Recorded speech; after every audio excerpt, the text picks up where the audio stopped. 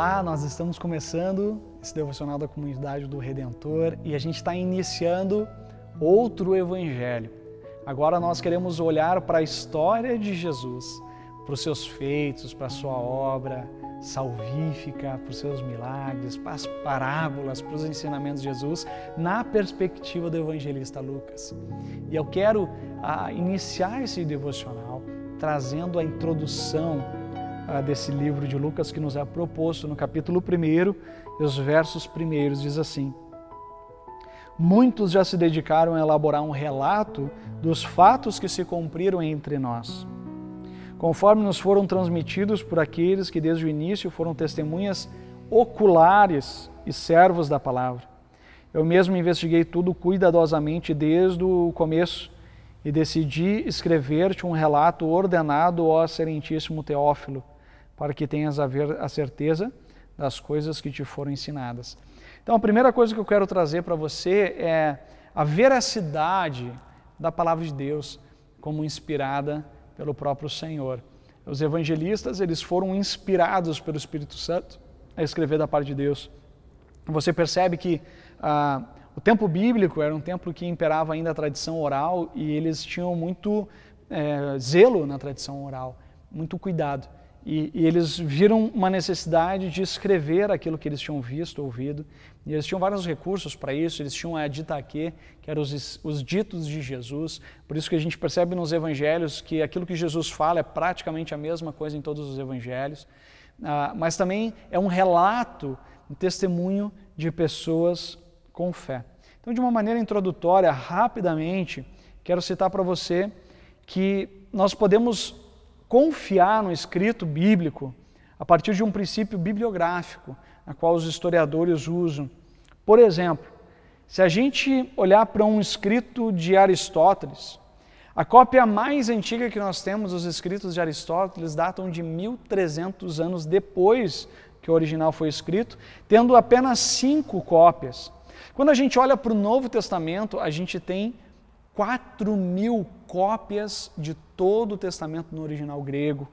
Nós temos mais de 20.000 cópias de todo o Novo Testamento e com um tempo do original, do vivido para a cópia, de 40 anos. A Bíblia, ela é digna de confiança, porque pessoas da parte de Deus foram inspiradas para anunciar essa boa notícia em Jesus. O apóstolo Pedro, na sua carta, ele fala o seguinte: pois jamais a profecia teve origem na vontade humana, mas homens falaram da parte de Deus, impelidos pelo Espírito Santo. E a Bíblia diz, além dela ser inspirada pelo Espírito Santo, ali a palavra impelidos pelo Espírito Santo é theopneustos, que é o sopro do Espírito. A Bíblia, ela é inspirada e o evangelista João fala do propósito da Bíblia ser escrita: para que creiam que Jesus é o Cristo, Filho de Deus, e crendo tenham vida em seu nome. Então a Bíblia não é uma obra científica, ela não é feita para simplesmente trazer aspectos históricos, mas ela é para que nós creiamos na pessoa de Jesus.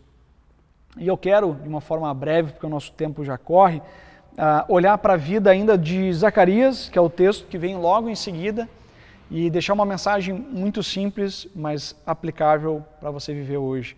Zacarias e Isabel, eles eram irrepreensíveis e obedientes, como a palavra de Deus diz, e ele era sacerdote, ele era alguém importante, mas eles eram estéreis, eles não podiam ter filhos, eles já eram de avançada idade, e eles não sabiam como eles viriam a ter filhos. Mas mesmo sem saber se eles viriam a ter filhos, eles eram irrepreensíveis e obedientes. Eu quero ler só a promessa de Deus para Zacarias. Ele diz assim: não tenha medo, Zacarias, a sua oração foi ouvida.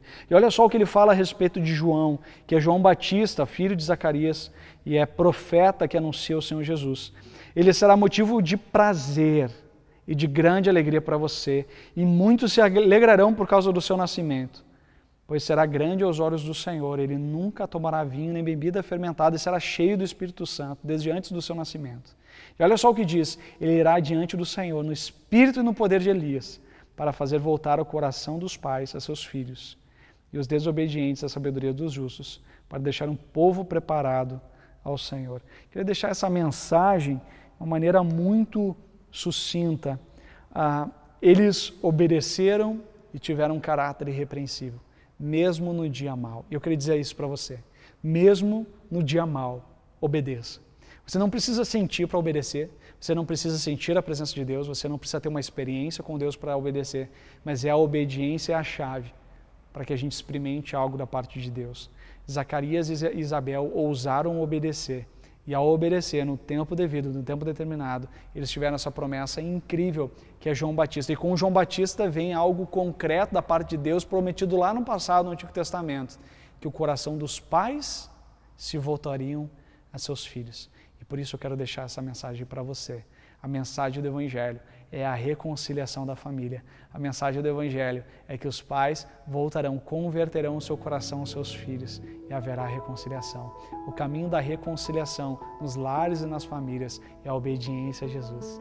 Que você obedeça e tenha essa promessa vivenciada em Cristo Jesus. Amém.